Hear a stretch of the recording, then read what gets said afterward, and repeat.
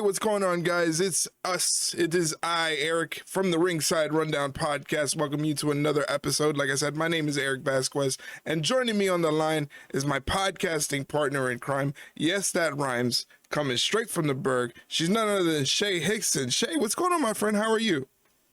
Oh, can't complain. I wish it wasn't, 9,000 degrees outside though, but It is hot. you know, yeah, and it's not supposed to not be hot until, geez, I think Friday, at least here anyway. It's supposed to be like 71 and raining, but I could care less about the rain. I'm just tired of 89, 90. I think it got up to almost like 95 here. Wow. It's too much. It's far too much. It is summer, and how apropos for this week's episode, because this week's episode, you and I are going to be giving our predictions for the upcoming SummerSlam PLE that is happening this weekend. It is the first ever two-night SummerSlam in WWE history. I'm pretty excited. This looks like a pretty good card. 2 nights of great matches. I'm excited. Yeah, it's gonna be rather interesting. I mean, we were even talking about it before we came on the air that it's very interesting to see that we have, I think, out of as far as Wikipedia goes, let's just disclaimer right there, we're looking off of his Wikipedia, out of the 12 matches we had between both nights, there's 4 women's matches, so a little happy about that. And that's just the issue with the one-night pay-per-views, is that they'll just say, oh, well, we can't really, put that many women's matches on the card because we have other stuff we need to talk about, whatever. But for the most part, most of these matches, albeit there's a couple that I'm a little questionable, but other than that, overall, it's a pretty good card. I'm excited to see how they do this, especially having 2 nights now, and it's going to be interesting to see if they even differentiate it from their other 2-night pay-per-view, as in WrestleMania. That was but my it was next. a big party of the summer. Yeah, that's my next point, is that this looks as big as a WrestleMania would. So it feels like, does it feel like it's cheapening the specialness of WrestleMania, because now we can come to expect these big shows to be big and grandiose and in these big stadiums now and big arenas? Does it cheapen the grandeur of WrestleMania, do you think? It's funny that you mentioned that, because that's what I was thinking, because this is 2 nights. I think inevitably the Rumble's going to be 2 nights, Right. Which I get it. It's almost just like, I feel like if they're going to continue to do this, I would only have their big 4 pay-per-views be 2 nights, Right. Which, I mean, essentially at this rate, it's SummerSlam, Royal Rumble, WrestleMania, and then I would assume they'd put Survivor Series as like their other 4th one, I guess. Yeah. It's kind of almost been big 3 lately with the way they've been doing it, but yeah, it kind of makes me worried a little bit, because it's that sometimes less is more, and it kind of starts to, I think, dilute it a little bit, because again, it's the biggest night in your company yearly. Every year, WrestleMania is the big night, and it's obvious because for the last how many years now, it's been 2 nights. So it's twice as important, twice as big, twice as everything. And now you're going to start putting some of your other pay-per-views as 2 nights. And granted, I don't think they're going to put every pay-per-view they have as 2 nights. I think that would be a little ridiculous. But even just adding 2 or 3 extra 2 nights, it's like, I don't really know about that, but maybe they want, instead of 1 big show and then a bunch of maybe smaller ones, maybe they want 4 big shows and then everything else is seen as lesser than, well, not lesser than, but it's like, maybe that's their way of, I don't know, creating the hierarchy of their pay-per-views, even though we kind of already have known what their hierarchy's been for decades now, but maybe it kind of does that thing where, okay, these 4 are like the big ones you need to pay attention to, and then the rest of them, well, they're 1 nights. I mean, you can tell that these are like the secondary shows as compared to all the 2-night shows they're doing, but I hope that's not the case. I feel like, again, less is more sometimes, but also if you get twice as many pay-per-view quality matches on a show, then you know what? We'll see, but it's it's definitely a concern, clearly for both of us, but maybe they'll prove us wrong. Yeah, But I mean, I'm surely, excited. Yeah, I'm excited nonetheless. Like I yeah. enjoy the big shows that have that big fight feel to it, that big moment vibe to it, like WrestleMania has always been, and now SummerSlam. And like I said, the match card looked pretty interesting. The matches and the stories have been pretty good this go around. I don't think there's any sort of missteps or anything like that, so I'm excited. Now the way this is gonna go, guys, if you're familiar with our predictions episode, you know how it goes. Shay and I give our predictions for each match, and we have them marked down. Why? Because we keep score, and whoever has the most correct predictions by the end of the night is the predictions champion. Currently it is being held hostage by Shay. She's been holding it hostage, just squeaking out victories. Really, Yeah. honestly, just squeaking out victories for like the past three Yeah. PLEs or such. So I'm looking to get my championship back, and I'm Mm-hmm. hoping SummerSlam is the way to do it. Now, 12 matches, I gotta think that we're gonna have some differentiating opinions on some of these matches, so we won't need any tiebreakers. I mean, we had, I think, what, two or three with All In, and that was pretty much the same like amount of Right. matches for the most part for one singular night. So yeah, we got to have at least hopefully a couple, but that would also not surprise me in the least if we don't have a single one that we don't Uh, uh, have a different opinion on. But either or can happen. Anything's on the table here. all right. Well, you're going to be quarterbacking this episode, giving us the matches. So why don't we kick this off and get our predictions in, starting with the first match for night one of SummerSlam? All right, so let me see if I can do this justice. Usually you're the expert on this, but I was like, you know what? Let's give it a try. Let's see what happens. So, all right, we're I pulling trust up you. Like that's a scary thought, but thank you. All right, we're pulling. All right, so we're up on Wikipedia. So, I'm gonna start with night one. We have 6 matches on night one, just like we have 6 matches on night two. So, the first match we're gonna cover is a rubber match of sorts that you and I have been very interested in for quite a while now. It is Sami Zayn and Karrion Kross. Mm, So we're 1-1. They both won a match against the others, so this is going to be, I would assume, essentially it when it comes to the feud, right. maybe. But it's just a matter of who are they going to give it to, and what's also supposedly going to throw another wrinkle into this whole thing is the fact that, according to the rumors, which again, you take them with a grain of salt because you never know, Right. Karrion Kross and Scarlett, their contracts expire in August, and they've supposedly told people they haven't been approached for an extension for whatever reason beyond me. So, could this be their last match in the company? I sure hope not. But what do you think? I don't know necessarily if it's going to be the last hurrah for Karrion Kross. I don't think so. I think with his recent surge of popularity, and not only his popularity surge, but the popularity surge has equated into being a merch revenue mover Uh for huh. WWE. So honestly, with this quick surge of popularity and the fact that he's moving a lot of merch and the crowd has been chanting for him in the audiences and whatnot, I honestly think it's one of those things where if he does leave the company, they're gonna be maybe chanting his name for a couple weeks to make it known that they're not happy that he's not with the WWE. I don't know. Yeah. I don't know necessarily. I would think it's foolish not to get a deal done or not even approach him with the deal in the most timely manner. Again, it's for us it's weird because we're just fans. We're not there. We're not behind the scenes. I wish we could be like a fly on the wall to understand the way things work. But it remains to be seen. Now, as far as the match, like you said, it's a rubber match. Each man has a victory. I honestly think that with this match, they will be going with Sami Zayn as the winner because they really want to put some stock into Sami Zayn chasing a world heavyweight championship. So you can't really start that quest off like they're trying to make that a footnote in this particular program with Karrion Kross. They're trying to make that a footnote. You can't really do that if he starts off with the loss, you know?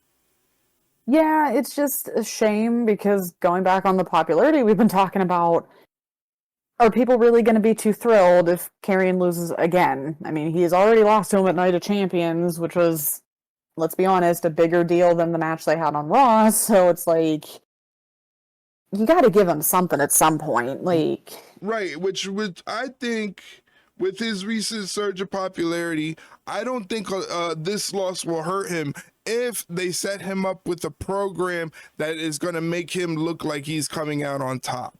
If they can put him in a position where he's going to be paired up with somebody else and he's going to be coming out as the one on top, looking like the dominant one out of the feud, then it's like no harm, no foul, because they are eventually have something for him. But that's all depending on what's the next plan. Like for me, predicting this match is looking toward the future and what makes more sense, what's more logical for the future in WWE. And I'm just going with Sami Zayn because the simple fact that they've been sort of hinting that they want to have a program with Sami Zayn fighting for a world championship or being an underdog that has never been given an opportunity for a world championship to finally go after one. But that's just me. yeah, I mean, it's tough to argue with that because you kind of can't have Karrion win and then still kind of push that whole thing with Sami, because then it's back to what he's always been doing. And I'm not saying that it doesn't work, but it's like, how many times do we have to see, all right, well, he got knocked down on this one, but he's going to come back and he's going to actually do it this time? Because it's just like, okay, well, we've seen him do that 2 WrestleManias ago. We've seen this story before, and it's like, yeah, that's the problem with Sami Zayn, is that you always say, especially, that that's where he thrives, as the underdog. And it's just like, okay, well, at some point he's gonna have to do something other than be an underdog, because he kind of gets stale after a while. And luckily he's such a likable guy that, I mean, most people can give it a pass. But I don't know, it's gonna suck picking against Kross, but I would like to hope and pray that they have something bigger for him down the line, because, I mean, maybe this might work. Maybe it might work in their favor, where everyone hopefully is expecting, oh, Kross has got to win this one. He's going to win this one. And then he loses, and people are even more pissed off and get behind him even more. And then at that point, if they're ignoring him, you can't after that. Like, I don't know how much more popular he can get at this point. Like, has been red hot pretty much since WrestleMania too, and maybe a loss will help further that along, possibly. I mean, like we always say, sometimes if you're the loser in a feud, that doesn't mean you're the actual loser, because we've seen plenty of times people coming out of a loss better than the person that actually won the match and the feud. So I hate saying it, but yeah, I gotta agree with you and give it to Sami. But I'm just glad they're putting Karrion on a pay-per-view, like a big, worthwhile pay-per-view. No offense to Night of Champions, we know how I feel about that. But I'd say this is a little more important and a little bit bigger of a spectacle than Night of Champions. So I'm just glad he's on the card. Yeah, for sure. Like I said, for me, it's all depending on what's the plan for Karrion Kross afterwards, if there is a plan for him afterward, to see where they can go and then make that one be the one where he's the dominant one, and then they can make him a focal point and build him up and do something with him. But we shall see. We shall see. Yeah. I mean, and unfortunately, for all we know, that contract rumor might actually be true, and this might be his last match. And if that's the case, it's just like, that's just blatant ignorance on WWE's part, because you have money right in front of you and you got your rose-colored glasses on for some reason or another. So hopefully that's not the case, but we shall see. We shall see. Right, so we both have Sami Zayn winning that one. So do you have the official predictions bracket? Yep, I have it all in front of me. Don't worry, nothing's gonna be misconstrued here. Yeah, not this. No, we've already had that problem before. We're not doing that again. Yeah, it was wild. All right, so we're gonna move on here to a tag team match where we see a little bit of a bloodline reunion where Roman Reigns and Jey Uso team up to take on your favorite team, Braun Breaker and Bronson Reed. This is going to be a little bit of a wild one, I think. This one's going to be very intense, very physical, just wild from start to finish, I think. Yeah, I mean, you can't really complain. You get Roman Reigns on a card, especially a big SummerSlam card, so, and Jey Uso, so can't complain about it. This is going to be Yeah, an entertaining one, I think. I think so too. I think it's going to be a good one. A nice, easy match to get Roman back in the fold. Hopefully, this means that Roman is going to be sticking around and no more 4-month vacations after one match or so. I mean, I hope not, because Braun and Bronson took his shoes on Yeah, Raw. he's got no shoes. So, I mean, he's got to. If that's not like fuel to kill somebody, I don't know what is. Seriously, so I think the man stole his shoes. and those are some big. That's some big deal. Those shoes, those aren't just like like some stuff you get at Walmart. Those are some money in those shoes. I mean, take those lightly. And hey, some people live and die by shoes. The sneakerheads. So seriously. I'm not one of them, but hey, that's your. I mean, that's I guess tattoos are my thing. So you live and die by hobbies, and yeah, I mean, I'd be pissed, and rightfully so. And Jay also has a dog in the fight too, because Braun and Bronson and Seth have been terrorizing him for a little while now. So yeah, I feel like, and it sucks because you could easily give this match to Braun and Bronson, but I feel like. I don't know how to word it. It's not like they don't have anything to prove because, I mean, they can hold their own in this match. And like we say, even losing still come out winners. And Right. I don't really see why they would need to win here. Because, I mean, granted, yeah, them winning would be like a big deal because you beat Roman Reigns and Jey Uso. Neither of them are slouches by any means. So it could be a statement win for them. However, I feel like there's a little bit more gas left in the tank between these two, and the chaos and whatever they can cause. So I feel like, do you really want to see Roman Reigns lose on a SummerSlam card either? That's the thing. He's not gonna lose that often. So I'm gonna give it to Roman and Jay. Interesting. Yeah, this is not easy to predict for me, but you're going Roman and Jay. All right. So let me mark it down. You're going Roman and Jay. It's not easy for me to predict this one because, like you said, Roman, Jay, two of the hottest acts in the company right now. You definitely don't want them to take the L, but Braun and Bronson are becoming, even without Seth Rollins, are becoming a formidable duo that when you see them on TV, you're like, uh-oh, these dudes mean business, and they proved that on Monday Night Raw. Like, without Seth Rollins, it's like, oh, this could get a little dicey. This could go off the rails because there's no clear-cut direction now. But now the direction is shifted to, like, Braun Breaker is sort of the one driving the vehicle that is this duo now that's being headed by Paul Heyman. So they were able to get it back on track fairly quickly. Yeah. And they looked strong on Monday, which means can they possibly lose on SummerSlam? See, and I think they can because I feel like there's another gear that they can hit here where, yeah, they're formidable and they're tough and whatever, but if they lose, they're going to be pissed off. And if those two are pissed off, that's a whole other gear that they can hit. And it's just like, you thought they were like scary to watch now and shit, they mean business. If they just go completely off the rails and Heyman's like, well, I'm not controlling them, I'm just letting them do whatever they want. Right. They could just cause absolute mayhem on Raw. So yeah, I'm thinking maybe them losing could help them. I mean, again, losing can help them in a way because they can become even more unhinged and more chaotic. I think that's kind of why I'm swaying towards Roman and Jay as well, because like you said, even with the loss, it can give them like a little chip on their shoulder, you know, and further add to the chaos. you know? They just come out and start randomly just ruining matches, just coming out and just spearing people and just Yeah, it's been a giving. while since we've seen something like that happen. You know, where Yeah. like people come out with a grudge and a chip on their shoulder and they just interrupt a match that has nothing to do with them, and everybody's like, "What the hell did you do that for?" And that's because I can, you know. Yeah. So I wouldn't mind seeing that. Yeah, and I think if anybody could do it, it would definitely be those two That's because true. it's That's true. pretty believable for either of Yeah. them. Like out Yeah. of nowhere, Braun just comes in, just spears someone through the barricade, Right. and Yeah. Bronson caves someone's chest in. So I could see it happening. For sure, definitely. So I too will be choosing Roman Reigns and Jey Uso to win against Braun Breaker and Bronson Reed.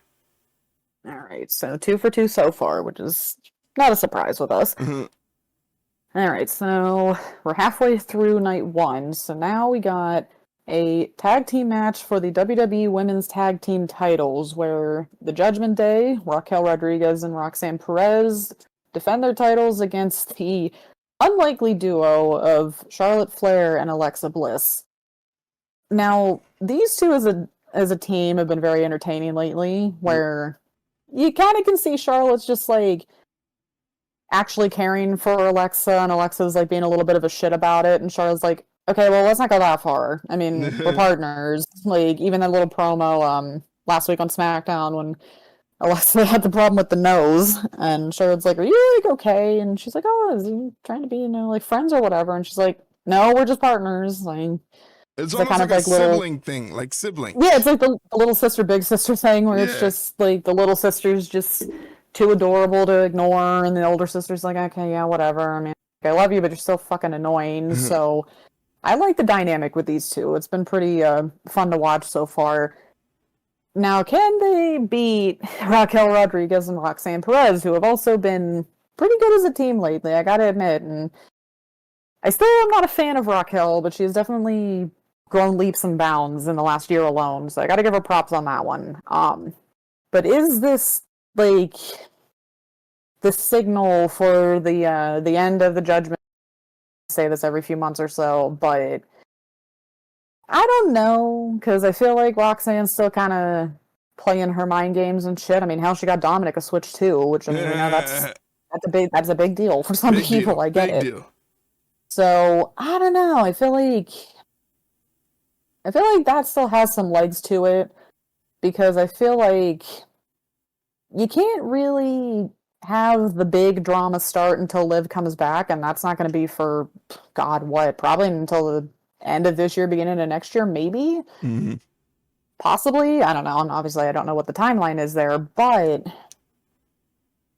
I mean, when you have a team like Alexa Bliss and Charlotte Flair, there's always a pretty safe bet to put the titles on them, because they're obviously both championship material and have been, but do they really need the titles right now? Right. Yeah, that's the thing. I am more looking at the logic of the story and the fact that Raquel and Roxanne are a more cohesive team. They are a team similar to Alexa and Charlotte in the sense that they have been thrown together, but Roxanne is a member of Judgment Day. So it's not necessarily that her team has just been thrown together, just that's the way it happened with the injury. And I feel like if Raquel and Roxanne lose the titles, they lose steam that they can generate for whenever Liv comes back. You know, I think with the Judgment Day holding all the gold right now, they look very dominant. They look very powerful as a unit, as a group on TV. So I don't think you want to mess with that for a makeshift team like Alexa and Charlotte. Even though you haven't gotten to the peak yet. That's of like the Judgment Day like story. You haven't really gotten to like the peak of, okay, this is going to be the perfect time for Liv to come back and fuck shit up. Like, that's not going to happen now. It just doesn't make sense. Yeah, it would make more sense with that happening and them still holding the tag titles, because then that puts that whole situation in limbo, but it also makes the tag titles a focal point. Like, what are they going to do with these things? Because technically it belongs to Liv, but Roxanne's been the one holding down the fort, and there's that tension between them there based not only on through Dominic, but the fact that Liv got hurt, Roxanne's holding down the fort, Liv comes back, and now Liv wants her title back. Now she wants the spotlight back. Exactly, and I feel like if you... The only thing that would storyline makes sense if they lose the title and Liv comes back, it's the whole like, oh, we're just gonna kick them while they're down. But even then, that's just like, that's not really like dramatic to me. That's just more like, okay, well, you guys are acting like assholes. Good for you. Karma's a bitch, but it just doesn't really bring the drama and the extra added layers. It's just, again, that peak of that story hasn't hit yet, where it's like, oh wow, now Roxanne's a full-fledged member of the Judgment Day and everyone's fully on board with her. And I feel like that would be like the best time to do it, where it's like, just when everybody thinks everything's okay and they are just the most dominant faction in WWE right now, oh shit, Liv comes back, and then it's like, oh fuck, that's not good. Everything just comes crumbling down in that instance, and I just don't think we're at that part of the story yet where she needs to come back and mess stuff up. And also, she can't really come back right now because, again, she's probably months away at this point of coming back. I mean, granted, she can make an appearance, but until she gets clearance for doing any type of physical stuff, it just wouldn't make sense. Right. Now, here's what I'm thinking. What if Alexa and Charlotte end up losing the match and one or the other ends up turning on the other? Usually I would have said Charlotte, but Charlotte's garnered a lot of popularity with the fans, and I think you want to utilize that. And it would be shocking if Alexa Bliss turns on Charlotte after they lose, and that gives Charlotte a lot of sympathy with the crowd. I think they would actually end up cheering for Charlotte a lot more than they already are right now. But what if that happens? It's tough because I feel like, kind of like with the whole Judgment Day thing too, I don't think they've like reached the peak, like, oh well, we're actually friends now, not just partners kind of thing. I feel like, but they could develop that through that match. They could, maybe Charlotte takes a couple like bullets for Alexa and vice versa, and it's just like, oh wow, you really do care about me.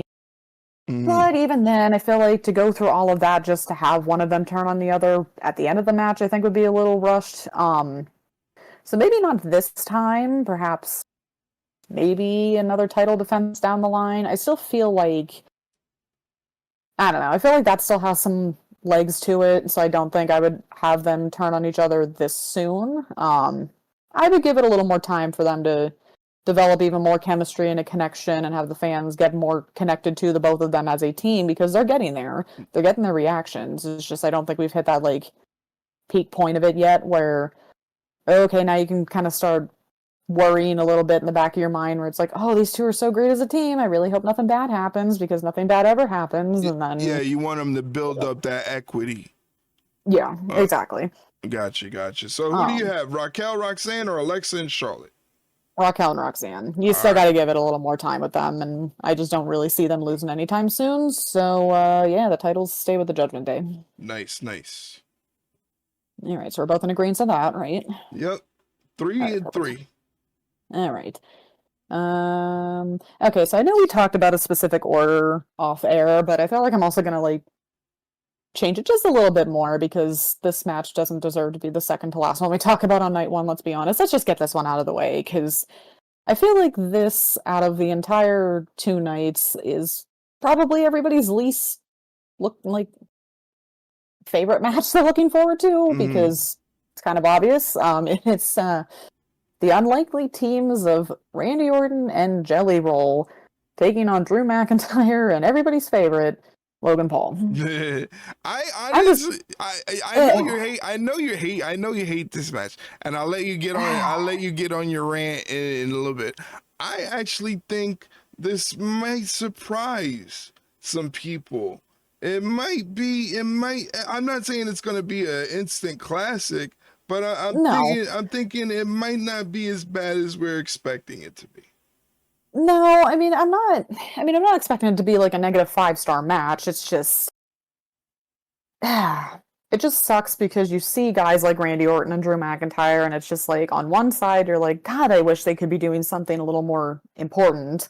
Right. But I guess on the other side, these two are trusted enough to do something like this, so it's like, good on them, but it's just, from what we've seen so far, Jelly Roll hasn't looked bad.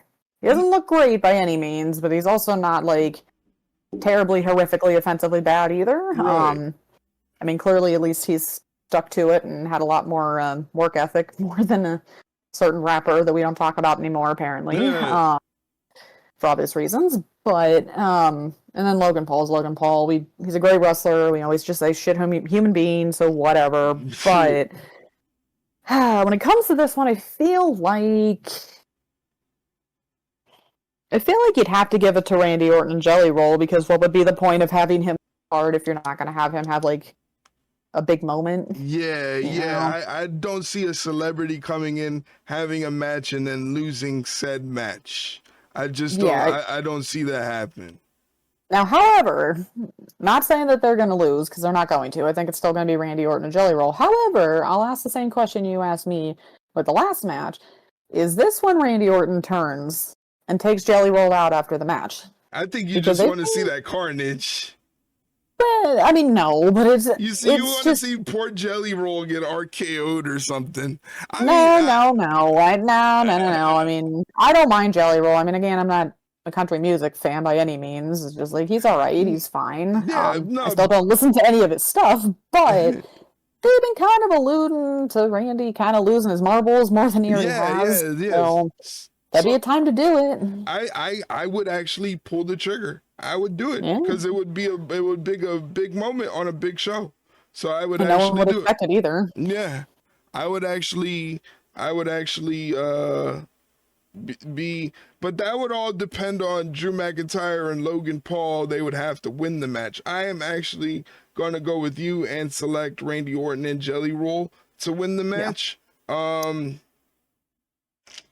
I don't. I feel like I could see Randy turning on them even if they win, though, because... You think so?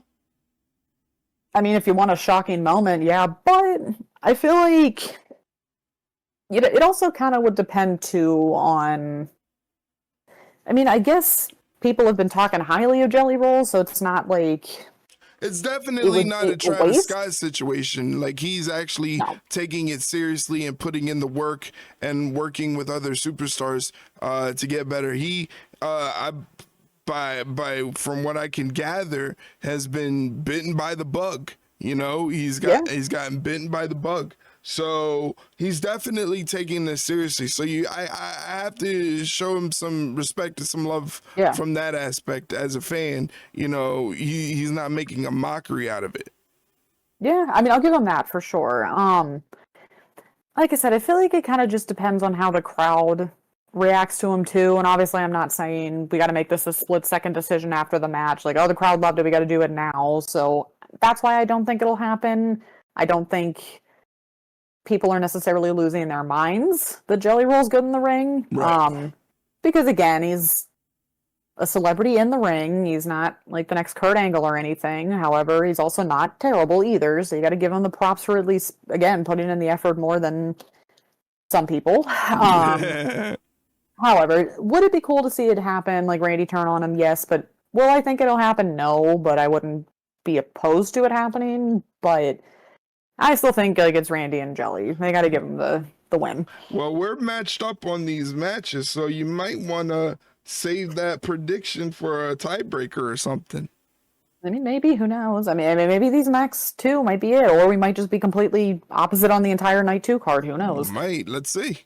I mean, I doubt it, but all right. So like we kind of alluded to earlier, we're kind of going against the order of Wikipedia because the fact that they had this technically as like the number 1 match and supposedly the main event on Wikipedia is kind of to us a little suspect. But for the WWE Women's Championship, we got champ Tiffany Stratton defending it against Jade Cargill. I can't necessarily say I'm super excited about this match. For kind of opposite reasons for both women, because I've already said on the show recently that I'm not really into Tiffany's reign here. I mean, it's just not been as good as it could have been. Maybe the whole like feud with Charlotte into WrestleMania kind of soured me a little bit. And I can't take away her like abilities in the ring. She's fantastic in the ring. I'll give her that.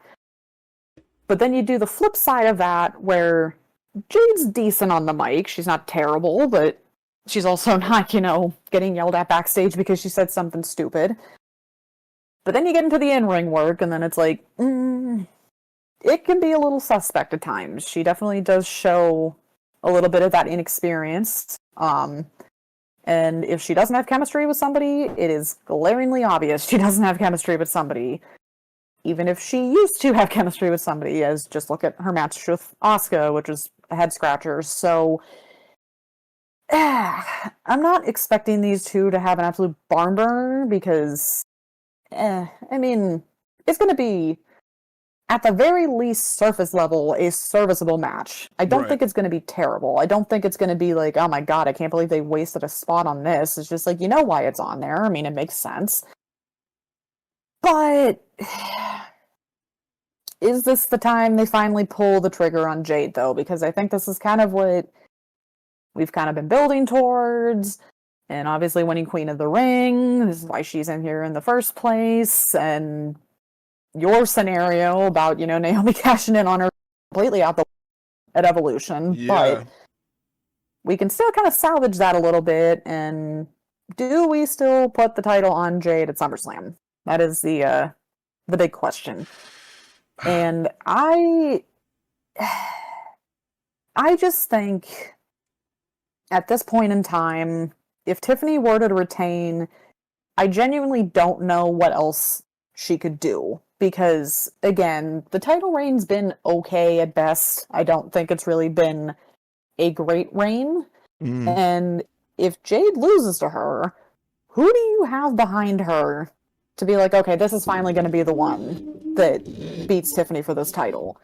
It doesn't make any sense. And you can't really, and shouldn't, have her defend it against Nia for the 50th time, because I don't know why we've been doing that, why that's the fail-safe, but I just think it's time. I think they've been kind of building to it for a very long time now, and hell, if you think about it, if Jade wins and they kind of do the whole champion versus champion thing, you get another rematch possibly with her and Naomi at Survivor Series. Not that I think that that's the main reason why they're going to do this. However, I think it's just almost unavoidable at this point. You have to put the title on Jade. There's just no other option, because if she loses, not only what are you going to do with Tiffany, what the hell are you going to do with Jade? What else is there for her to do? All right, so you're going with Jade Cargill to win this match. Yeah. Interesting.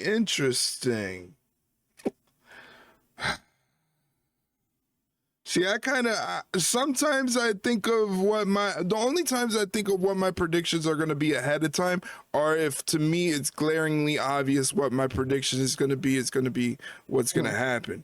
Other than that, whenever we do these predictions, I think of my predictions on the fly as we're recording this episode. So I'm looking at this, Tiffany Stratton and Jade Cargill. It has me worried because you have two, not inexperienced, but their experience level is not on the level of where you're confident that they can carry the match. One person that's the crazy thing about this. In a wrestling match, there's usually one person calling the action, calling the moves, calling the spots, making sure everything is on time and everything. These two are two fairly inexperienced and have probably never been put in that position. So one of them has to be the ring general of the match, and that's crazy to think about. Tiffany Stratton or Jade Cargill being the ring quarterback in the match is kind of crazy to think about. I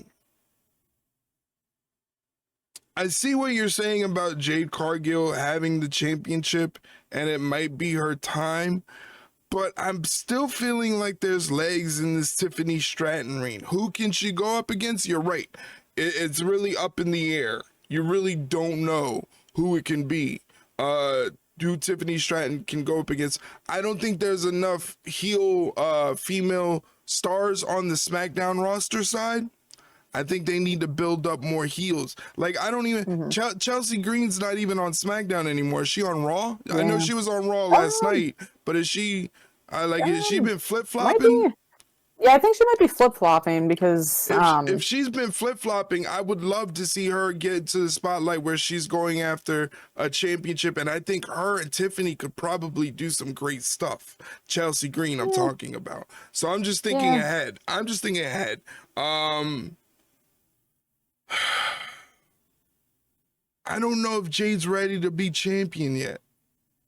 I don't know. Well, the problem is that they kind of put themselves in a bit of a creative pickle here because they probably thought Tiffany was ready too, and as we've come to see, that was not entirely the case. And kind of like what you said, it's kind of wild that between the two of them, one of them has to call the shots in this match, and I would like to think, ugh, you'd have to think it would be Tiffany, I, because I really doubt that they would let Jade call the shots, because I don't know, she's just the most inexperienced out of the two, I guess, right. but it's also like, do you trust Tiffany to do that as well? But you kind of have to have somebody do it. I'm sure that they'll have like extra guidelines, extra steps Well, and rehearsals, they'll but probably produce the match in a way that it's like you have to hit the spot, you have to hit the spot, yeah, call this spot, not leaving it everything up in the air to be like, hey, we'll call it in the ring, you know? Like no, they're not going to yeah, be calling it in the ring. They're going to have a clear roadmap for this match and to very make short sure leash. to make sure there's no hiccups. I I got to go with Tiffany Stratton. I gotta go with See, I told you at some point we were gonna Tiffany. do it. All right. I gotta go with Tiffany Stratton. I just think it's the easiest to keep the belt on her, and then there's more you could do afterwards. What can you do afterwards? I don't know, but that's another part of the creative problem with this match is that they've positioned Tiffany Stratton as a baby face when she may be good enough to be a heel. If she was a heel, then you could put her up against like a Michin or something like that, or like Yeah, a Charlotte Flair and capitalize on Charlotte Flair's popularity, even though you probably don't want to revisit that match, or you could do it with yeah. Alexa Bliss. There's stuff you could do there if Tiffany Stratton was a heel, but she's a baby face. It kind of handicaps her a little bit because there's not then in that side there's not a lot of heels on SmackDown in the women's division, so it's kind of Yeah. handicapping in a way. Yeah, I don't know. It's just it's a bit of a mess, but um, yeah, like I said, I'm still gonna go with Jade because I feel like just the way they've been booking her, the way they've been presenting her, it would make, at least for her, it would just seem a little silly to have her come up short, and then it's just like, okay, well, you've been kind of pushing her to the moon for the last year or so now, and what are we doing if she's not going to win that title? So, and again, I still think that maybe again, I'm not going to say that this is like the end all say all of this is why they're going to have Jade win, but I feel like the the opportunity to potentially have another rematch between her and Naomi, Survivor Series champions versus champion, is Mm-hmm. something I don't think they might not want to pass up. But again, I don't think that's going to be the sole reason why it happens. I just feel like, Yeah, it'd be kind of crazy to book a match simply to have that match, you know, yeah, well, to I book mean, the match in a way to be like, yeah, we need to have Jade win and be the champion for the next 3 months. So yeah. specifically, we could have that match at Survivor Series. That's Yeah. crazy. Hey, I mean, some people would do that, but we're not going to get into that one. But yeah, I just think that at least I guess just looking in the mind of Jade Cargill, if they're not going to have her win now, I don't know when they're going to have her win. So I think it's time, whether I personally agree with it or not. Again, I just think this was kind of like the worst kind of case scenario because Jade's still very green and Tiffany still is too, but one of them has to win. And I don't know. I just think that they don't really have anything else to do with Tiffany. But then again, I could be wrong. Who knows? But We for shall my see. sake and the title's sake, I don't think that's gonna, hopefully not gonna happen, but we'll see. This might be the end all say all. All right, so we're going to now move on to what we think is probably going to be the main event of night one. If it isn't, I'm going to be very shocked. It's for the World Heavyweight Championship. We have Gunther defending the belt against CM Punk. This is a tough one. This is, I think at least it is. I think it's a bit of a tough call here, but it should be a very interesting match just to see the dynamic between these two in the ring. It's going to be very, I think, fun to watch. However, this is just, It's you can tough. see, you can see either one of them winning, and you'd be like, yeah, that makes sense. Right. But I think it kind of goes into what we were talking about with the last match of if Gunther retains, what do we have other? I mean, you may have Sami Zayn, but is that really going to be like what you want to do? Because you have an opportunity to give Punk the belt, Right. but and I Roman, mean, granted, possibly. maybe yeah. I mean, you can see storylines coming out of either one of them winning. It's just a matter of what are they going to actually do. I feel like if Rollins wasn't hurt, it would have been very easy to pick Punk because the storyline's right there. I mean, those Right. two may kind of sort of but really actually do hate each other, so you could see why they would revisit that at some point. And obviously Rollins had the briefcase. Now we don't know what the hell's going on with that. But it's just what more or what should we do if Gunther retains? That's the thing. Like, again, you could kind of revisit him and Sami Zayn if we want to actually give Sami the title, but if you have the opportunity to put the belt on somebody, would you rather put it on inevitably down the line? I'm not saying like soon, but if the opportunity's right there, which one would you rather have? Sami Zayn or Punk? For star quality wise. Like economics make economic sense wise. Punk.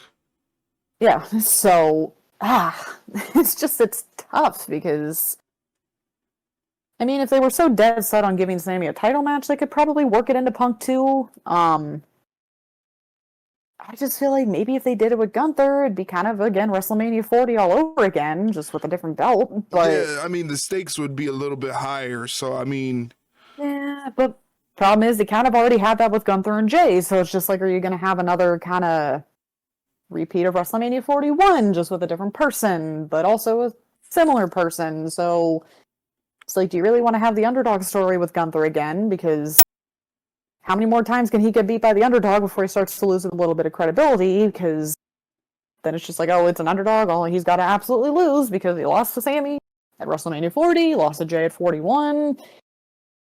yeah. It's like I don't even know what I was trying to convince myself there. That's the worst part. Yeah, I don't even know if I wasn't really kind convincing anything. yeah, you kind of put your mind in a circle almost. Yeah,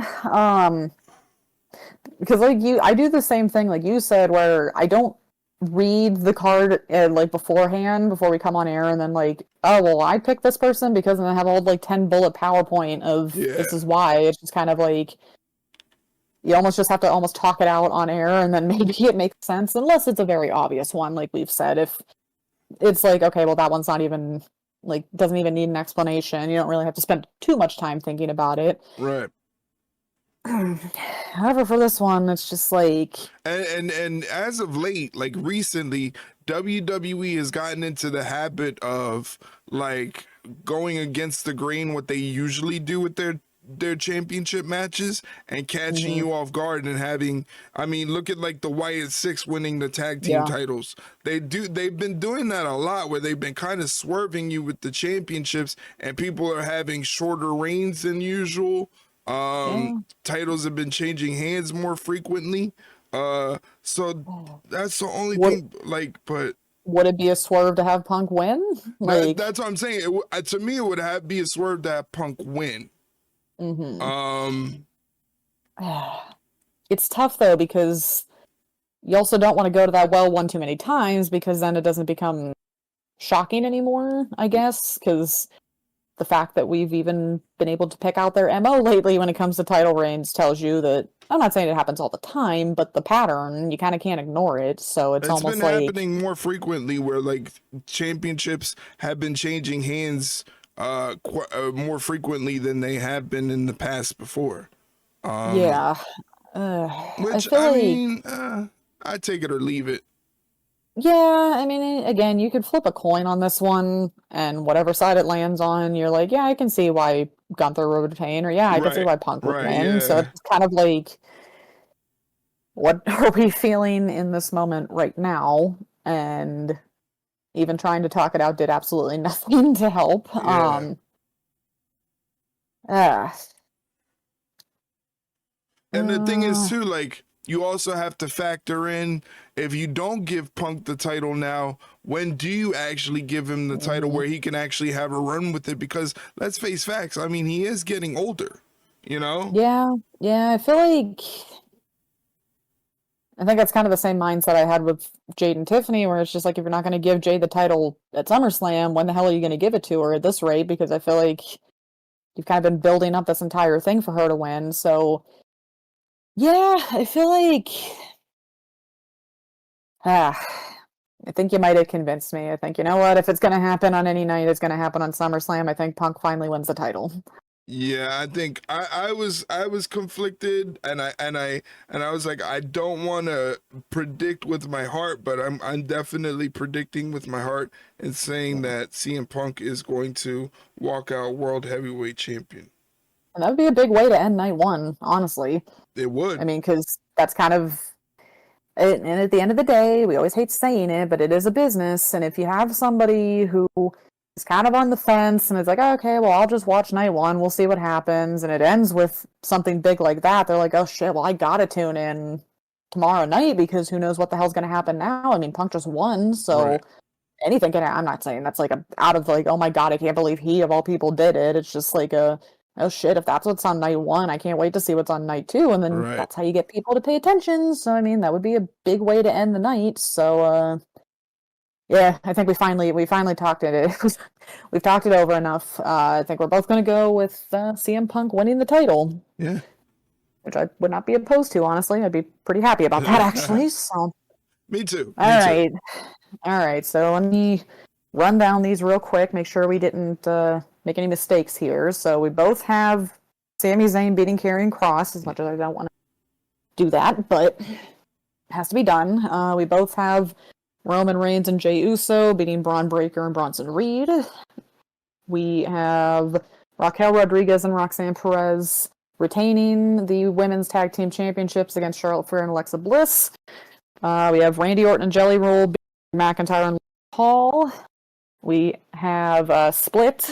You think Tiffany's going to retain the WWE Women's Championship against Jade Cargill. I think Jade's going to pull through and win.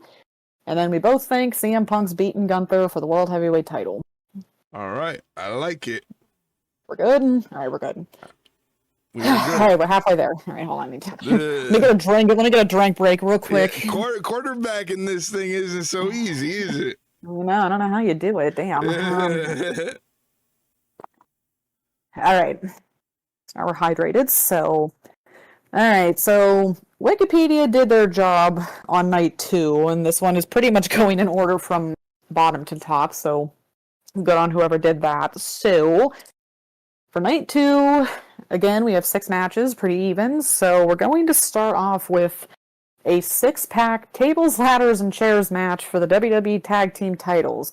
We got champions the Wyatt Six putting their titles on the line against Andrade and Rey Fenix. DIY, Johnny Gargano and Tommaso Ciampa. Axiom and Nathan Frazier. The Motor City Machine Guns, Alex Shelley and Chris Sabin. And the Street Profits, Angelo Dawkins and Montez Ford. This is going to be Good God, this is crazy. going to be a mess. Like, not in a bad way either. Not in a bad way. It's just, No, not oh, if that's a the lot. match on SmackDown, the SmackDown after WrestleMania, not if that's any indication of what they're capable of, and then you add more teams into the fray. This is gonna Yeah. be carnage, but carnage in a good way.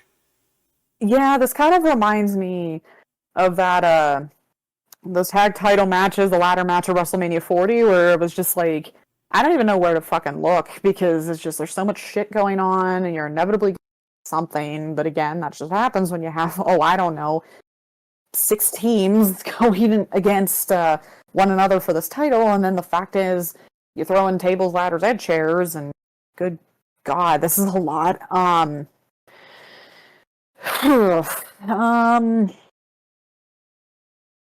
This is a lot. That's just it. That's the best way to put this match. This is just gonna be a lot. I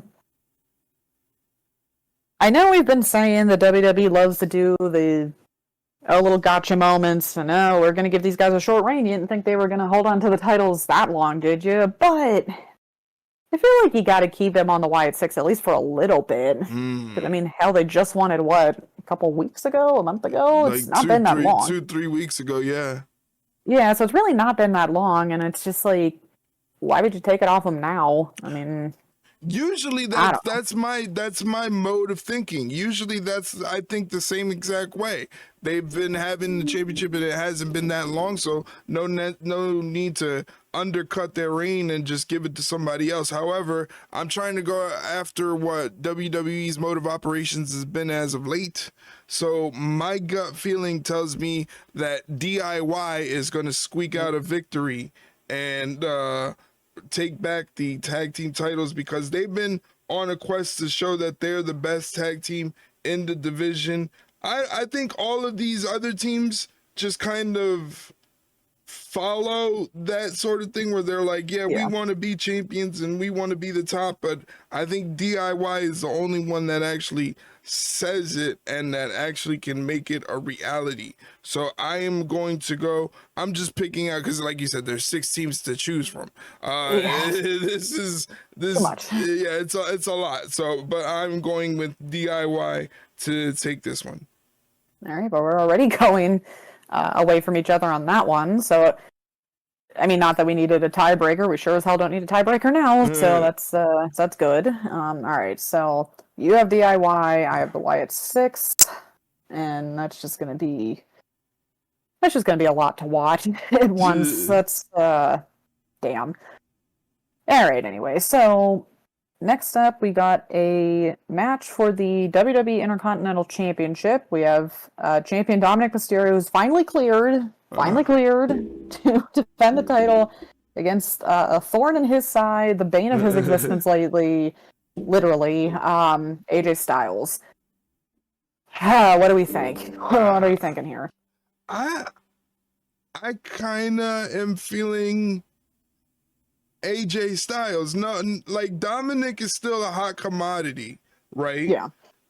But he's also has that situation now brewing with AAA where he's going to be going to Mexico and competing in this fatal 4-way for the AAA Mega Championship. And that's become like a big thing. Like his reception in Mexico was a big thing. And AJ Styles, I think has AJ Styles ever been Intercontinental Champion? I think so. They say he's a Grand Slam champion, but I don't know. I feel like the Intercontinental one is the one that's eluded him. Let me see. We're gonna do live research on the air.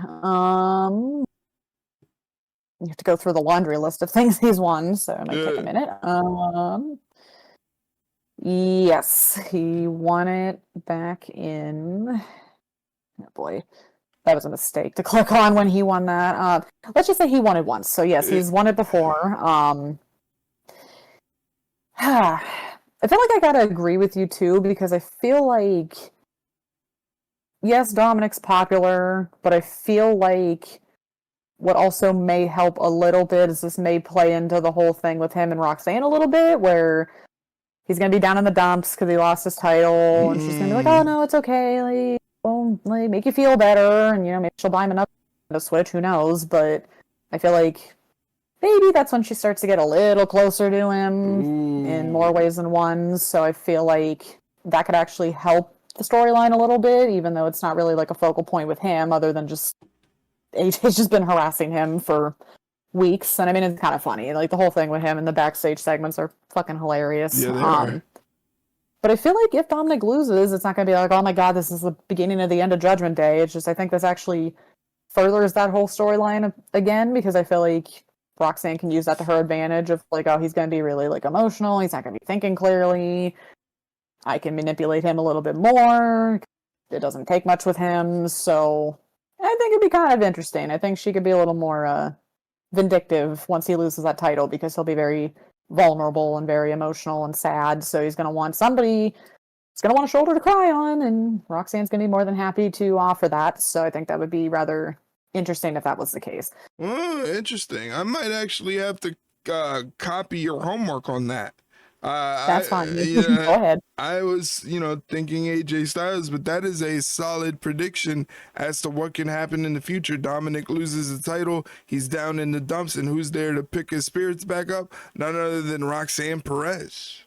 Yeah. So So that's why I think AJ could win it. That would make the most sense, because again, it could further that storyline a little bit more. Even though he loses, that's another case of, okay, you might have lost the title, but you're still winning in the stories. So, and I think Finn maybe could be a little, shithead like he kind of is. Maybe he can play into the whole, well, yeah, I mean, Roxanne and Raquel kept their titles. Can't really say the same about you, bud. But I mean, I could see them doing that, and a little more tension, a little more drama. But yeah, I feel sad because I feel like all we're talking about is the whole Judgment Day storyline. But I feel like, I mean, AJ Styles winning the title, no one's going to bat an eye at. I mean, it's AJ Styles, and yeah, and so I think he'll take the title in this one. Yeah.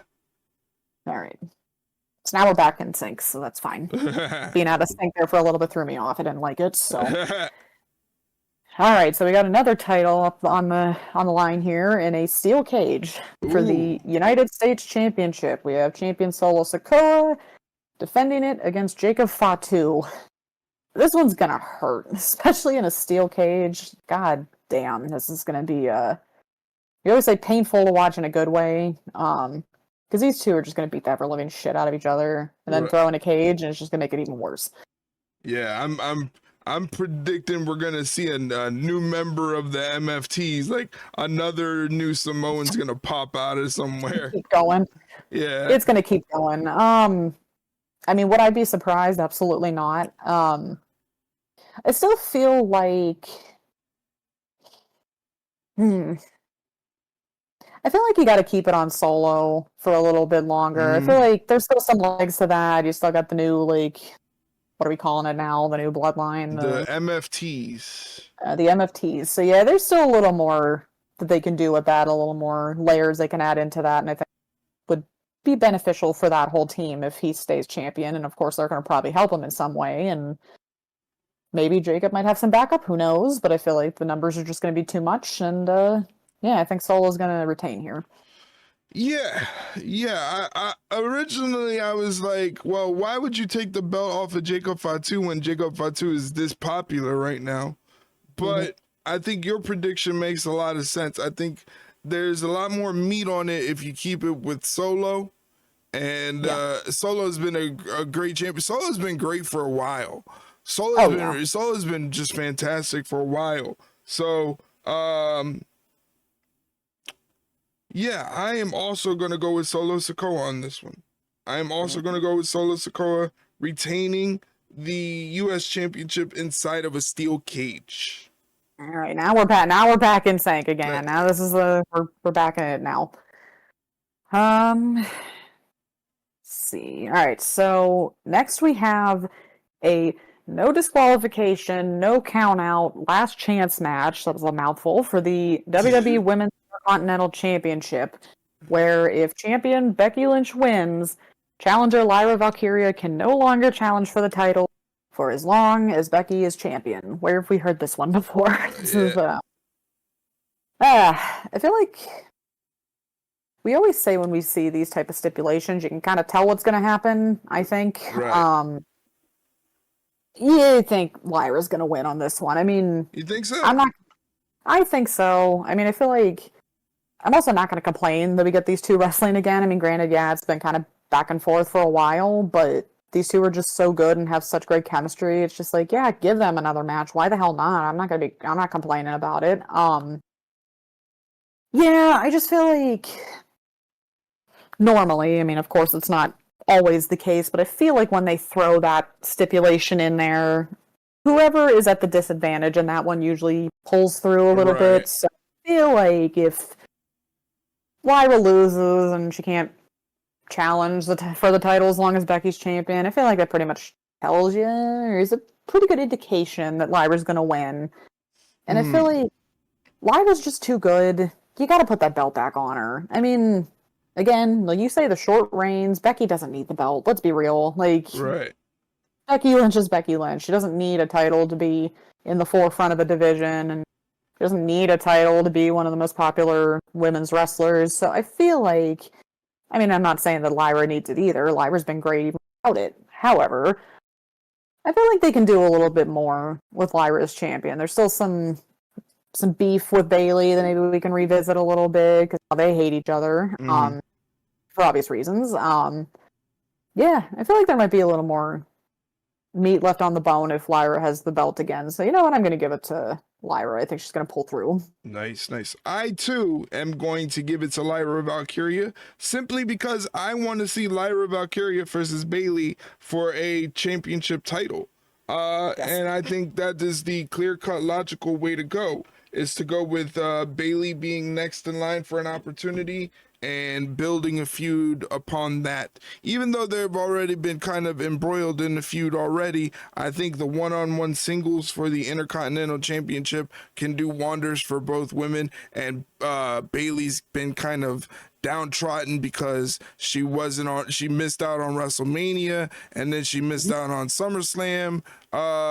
So she's kind of having a chip on her shoulder moment, you know, where she needs to get back on the horse. And what better way to do that than to go after the Women's Intercontinental Champion? She really doesn't have beef with Becky Lynch, but she does have beef with Lyra Valkyria. So Yeah. I think that's another indicator why Lyra might be coming away with the Women's Intercontinental Championship for a second time.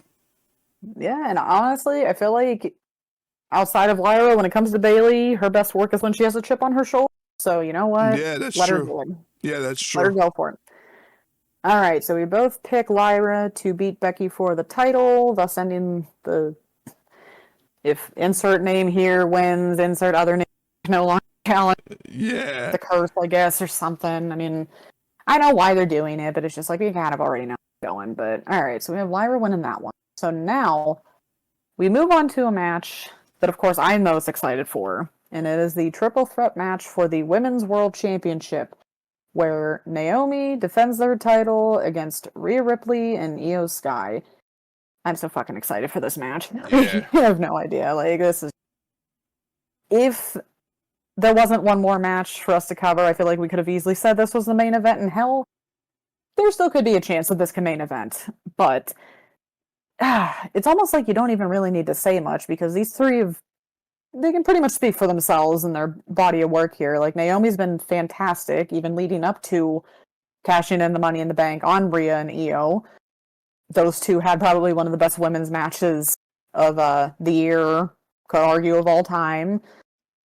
Why not throw it all together and see what the hell happens? Because I don't expect it to be a terrible match. I don't expect them to all of a sudden not have chemistry with each other. I think this is just going to be great. This is just like, I'm just already expecting this to be one of the matches of the entire weekend. Right. And I cannot wait. When it comes to the winner, though, once again, you can pretty much throw it on any of them, and it's just like, yeah, that makes sense. But I feel like you cannot have Naomi this soon. Like, you can't. It just would make no sense. She's on too much of a roll. She's doing her best work right now in years. You're not going to stop that just for the sake of giving it back to Rhea or Io. And obviously, we know how much I love Rhea, but you got to keep it on Naomi. Yeah. Like, that's not even a question. Yeah, I agree. I am too also picking Naomi. Her work as champion, even leading up to being champion, her work ever since catching Lightning and grabbing that Money in the Bank briefcase, ever since she had that, she's been killing it. And I don't see why you would want to take the title off of her. The good thing about this is you could break this off after this match and have a one-on-one match against Io Sky and a one-on-one match against Rhea Ripley, where you could build programs with that individually. So there's still some meat there, and Naomi deserves it. She just deserves it. That's the easiest way to put it. Yeah, I completely agree. However, I'm still a little intrigued why we're still kind of focusing a little bit, at least between Rhea and Io, on the whole "you still haven't beaten me" thing, because it's like, okay, guys, like, this isn't happening. Like, I really doubt that Rhea is going to win the title by pinning Io. And I don't see.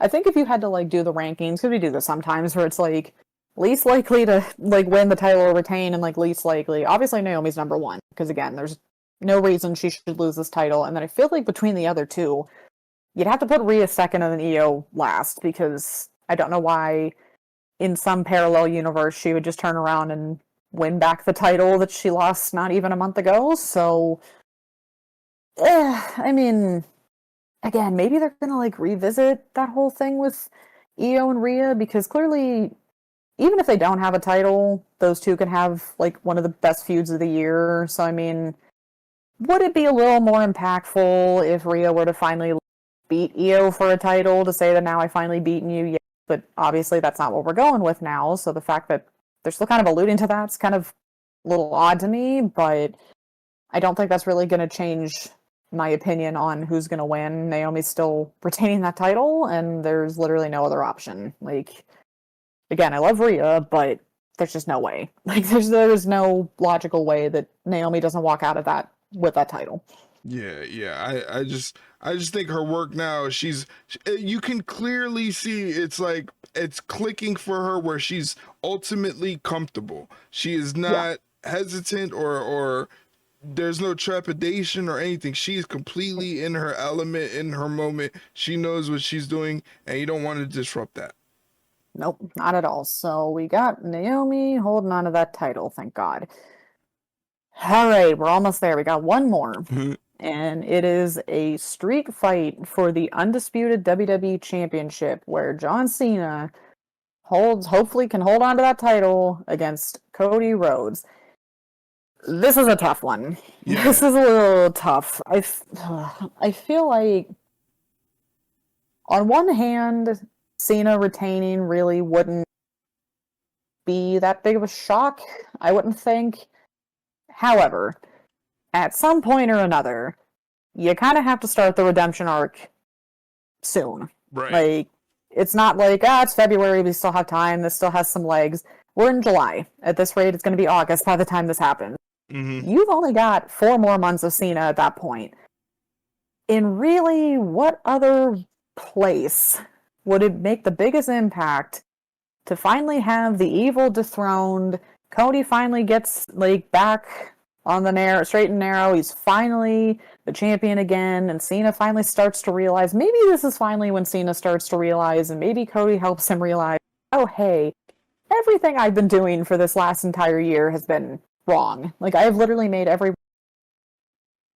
sold my soul to a guy that's not even here and hasn't been here since I sold my soul to him, which that's a whole other mess in and of itself, and we're not getting into that now. But if somebody, clearly besides Punk, because obviously I don't think that's going to happen anymore, so my Star Wars analogy is going out the window, but if there would be any other person besides CM Punk that could help bring John Cena back to the light, who else would it be than the perennial good guy, Cody Rhodes? So I think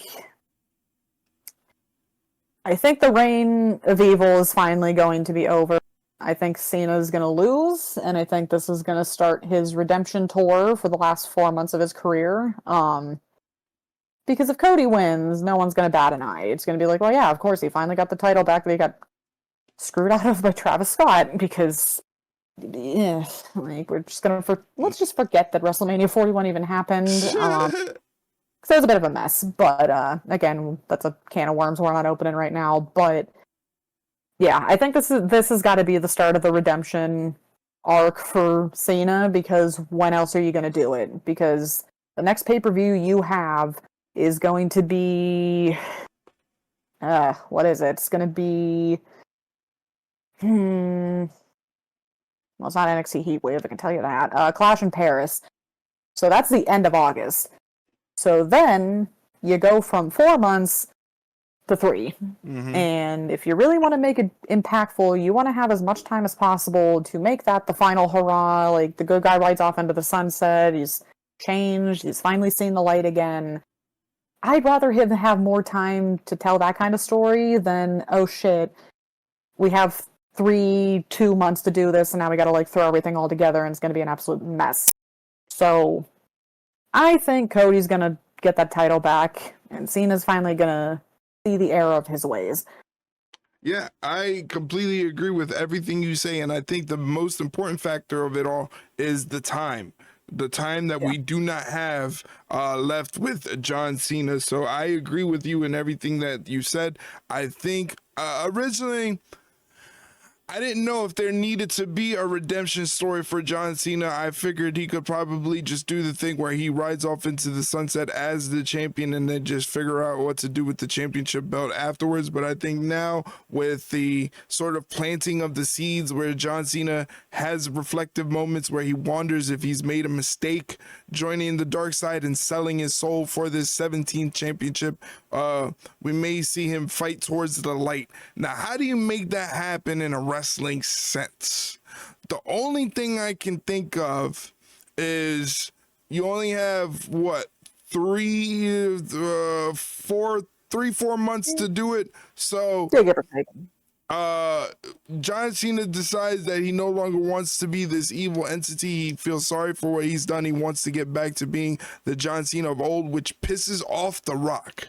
And The Rock comes back, and The Rock says, I'm gonna throw Rock initially throws somebody at John Cena, as you know, he's gonna take him down or whatever. John Cena conquers that. That leaves room for maybe one other person for The Rock to hire to kind of try to take out John Cena. Who can that be? I don't know, but I would just map out the story to be that way, to kind of tie a bow into everything, tie a bow into John Cena's career, and also the inclusion of The Rock in the whole ending of the whole thing. So for that, I am also choosing Cody Rhodes to get back the undisputed WWE Championship, and this then starts the redemption story for John Cena, getting back to being the good guy that he always was. See, you couldn't have written it better myself. So if it happens, you can thank Erik for it. Well, no, you kind of kick-started it, you know, with the idea that the time is fleeting. You know? Okay, yeah. All right, fine. all right, fine. It was a team effort, so you can thank us later. Yeah. Alrighty, so we've gotten through all 12 matches. So night 2, our predictions are for the WWE Tag Team Championship, 6-pack tables, ladders, and chairs match. And that was a lot. I have the Wyatt 6 retaining, and you have the... Yep. For the Intercontinental Championship, we both have AJ Styles beating Dominic Mysterio for the title. For the U.S. title, in a steel cage, we have Solo Sikoa retaining against Jacob Fatu. In a, let's get this mouthful out of the way again, no disqualification, no count out, last chance match for the WWE Women's Intercontinental Championship. I need to take a breath after that one. We both have Lyra Valkyria dethroning Becky Lynch for the title, so she can break the curse of no longer challenging for the title if Becky's a champion. In the triple threat match for the Women's World Championship, we both have Naomi retaining against Rhea Ripley and Io Sky. And for the end-all be-all, the street fight for the undisputed WWE Championship, we both have Cody Rhodes beating John Cena for the title, and thus starting John Cena's redemption arc back to the good side. I All right, I think we did it. I like it. How do you feel quarterbacking that whole thing?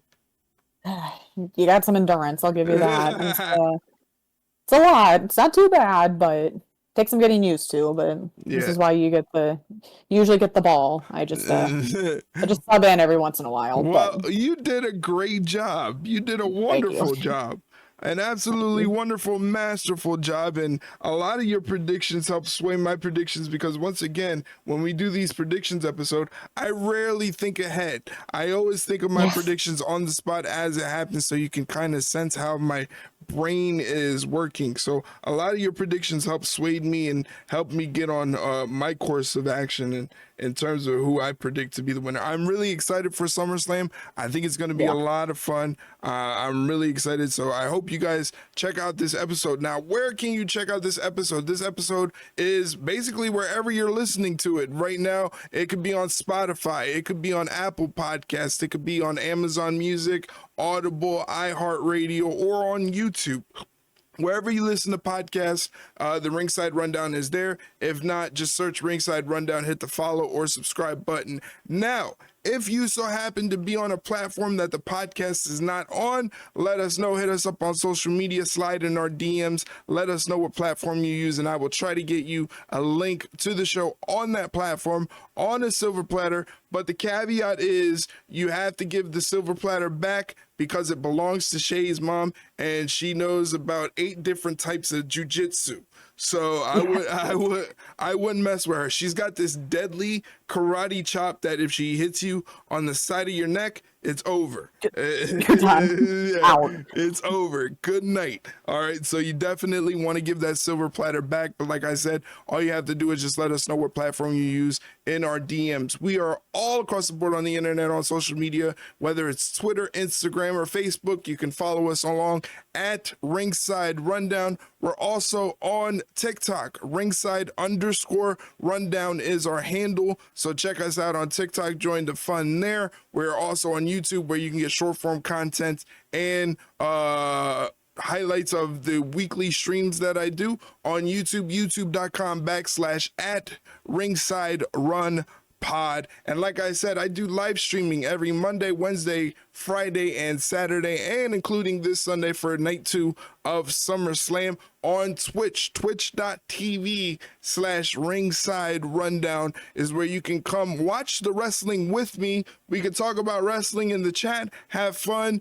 We gamble on predictions for the matches ahead of time. You know, I'm raising a bunch of degenerates here. Gambling ring, what can I say? I'll tell you, I'm running a gambling ring with channel points. It's a masterful thing. Yeah, it's wild. It's a good time. Well, Shay, where can they get in touch with you? You can find me on Twitter at @ShayRingside_, just like Eric's, but with my name. That is where I put my wrestling thoughts and feelings and retweets and all the fun stuff. I'm sure I'll be posting some stuff on there during SummerSlam weekend, so check it out. Definitely. Next week, our episode is all going to be about talking about SummerSlam, talking about both nights, giving our thoughts on the matches, and also giving our match ratings. So definitely look forward to seeing that. That's going to be a big one. That's going to be coming next Wednesday for you guys. So hopefully you guys check it out. Thank you guys for listening to this episode. Really appreciate it. Hopefully you spread the word to your wrestling friends. Let them know that the Ringside Rundown is there and it is a fan-driven wrestling podcast. Thank you again. For Shay Hickson, my name is Erik Vasquez, and we'll see you on the next one, guys. Take care. See you later, guys.